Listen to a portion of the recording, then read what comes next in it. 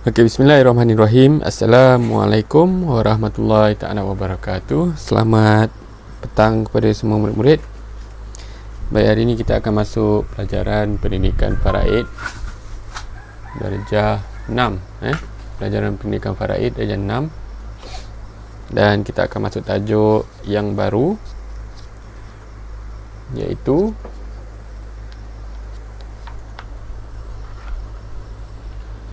muka surat 10, pusaka datuk. Okey, muka surat 10, pusaka datuk. Sikit lagi. Lagi zoom lagi. Okey, mari kita baca dulu sebelum kita memahami ataupun saya mengulaskannya. Ini untuk kefahaman murid yang berumur 12 hingga 15 tahun lah. Okey. Untuk yang lebih mendalam, boleh tanyakan pada yang arif. Okey, pusaka datuk. Datuk mendapat pusaka sama seperti bapa sekiranya si mati tidak meninggalkan bapa. Maksudnya kat sini, datuk kita tu boleh dapat harta sama macam nilainya mendapat harta si bapa. Bapa ni dapat harta berapa? Contoh 100, datuk ni boleh dapat 100. Tapi dengan syarat si mati tu tiada bapa lah. Si mati tu tak ada bapa. Mungkin bapanya dah meninggal dan sebagainya lah. Okey. Pusaka datuk terbagi kepada 3 bahagian. Terbagi kepada 3 bahagian. Yang pertama, datuk mendapat furuk sudus 1/6 jika si mati meninggalkan furuk waris. Datuk ni dapat 1/6 jika si mati ada anak, furuk waris anak atau cucu daripada anak lelaki hingga ke bawah, sama ada lelaki serta perempuan ataupun lelaki saja. Okey, pusaka datuk ni terbagi kepada 3 bahagian. Okey, kita tulis dulu Kita tulis kat sini.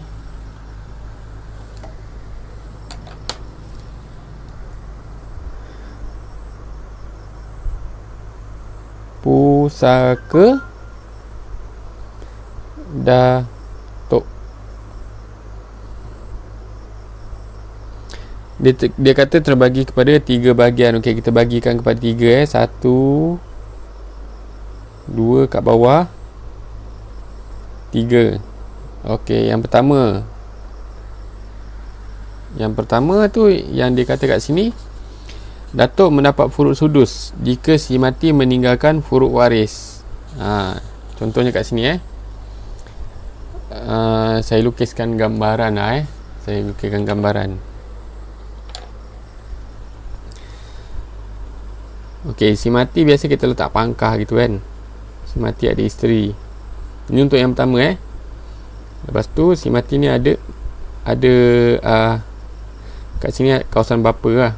Kemudian atas bapa dia ni ada lagi bapa kepada bapa. Okey, ni dah mati, dia dah meninggal lah. Dah meninggal. Dekat sini dia tak cerita dia ada isteri ataupun sebagainya.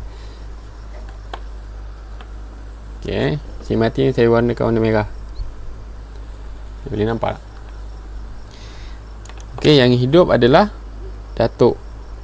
Dan si mati ni tadi, hasil perkahwinan dia ada,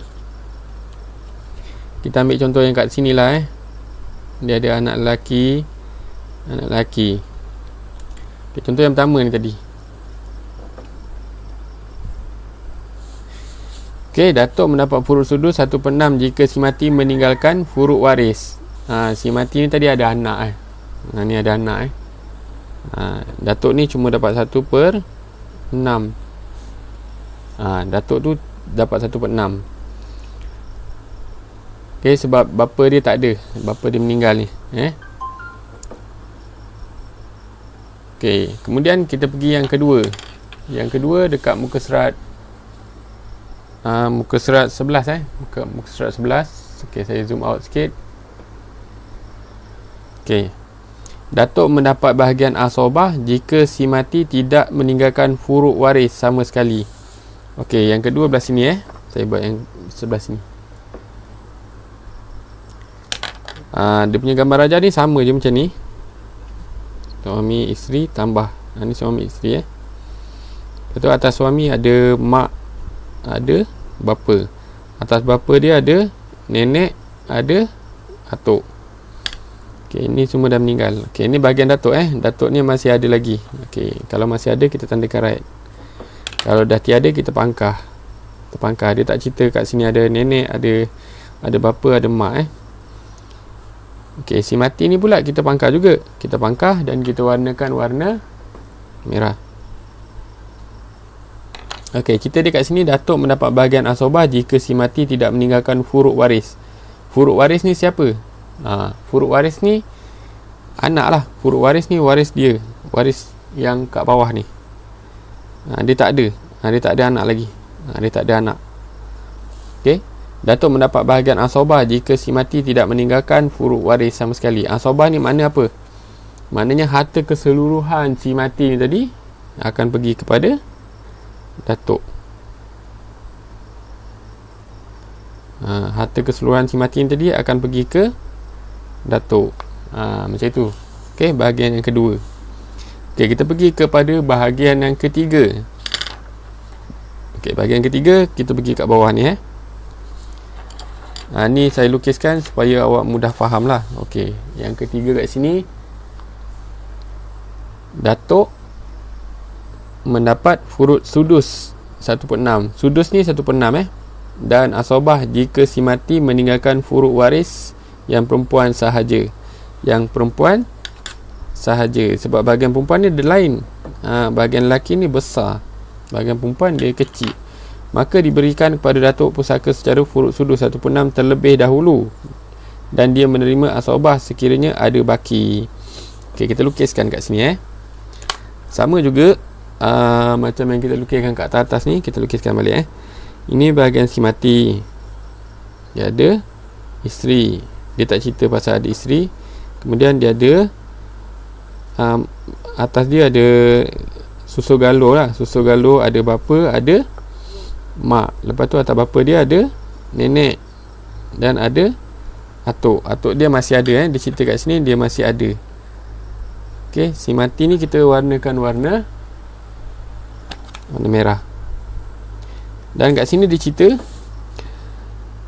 dan asobah jika si mati meninggalkan furuk waris yang perempuan sahaja. Ada anak perempuan. Dia meninggalkan waris perempuan. Dia ada anak perempuan. Kita lukiskanlah kat sini. Hasil perkahwinan suami isteri dia ada anak perempuan. Tak kira lah anak perempuan dia 2 ke 3 ke 1 ke. Dia tak cerita Dia cuma cakap ada anak perempuan. Okey, berapa bahagian datuk dapat? Okey, berapa bahagian datuk dapat daripada hasil daripada si mati meninggal ni, berapa datuk dapat? Si mati ni ada anak. Okey, berapa dia dapat? Okey, kita cerita kat sini Maka diberikan kepada datuk pusaka secara furuk sudus. Mula-mula datuk ni dapat 1 per. Yang pertama, mesti bagi datuk ni dulu 1/6. Mula-mula yang pertama kita kena bagi datuk ni dulu 1/6. Kemudian barulah kita terlebih dahulu dan dia menerima asobah sekiranya ada baki. Okey, 1/6. Dah dapat harta 1/6 tu tadi. Ada balance lagi berapa ni tadi? 5/6 5/6. Lepas tu bahagian perempuan pula dapat berapa? Okey, dapat 5/6. Bahagian perempuan ada bahagian dia tersendiri. Contohnya dia dapat cuma 3/6. 1, 2, 3, 4. Ada lagi 2/6. 2/6 ni kita panggil dia sebagai baki ni adalah baki. Maka baki ni yang anak perempuan si mati ni tadi dah dapat 3/6 bagi 2. Dapatlah berapa nilai dia kan? Okey, masih ada lagi baki 2/6. 2/6 baki ni akan bagi kepada datuk balik. Macam itu cara dia. Okey, jadi ada 3 bahagian pusaka bagi datuk. 3 bahagian pusaka bagi datuk. Harap awak faham. Kalau tak faham, awak boleh ulang balik video ni, buka semula dan fahamkan. Mula-mula,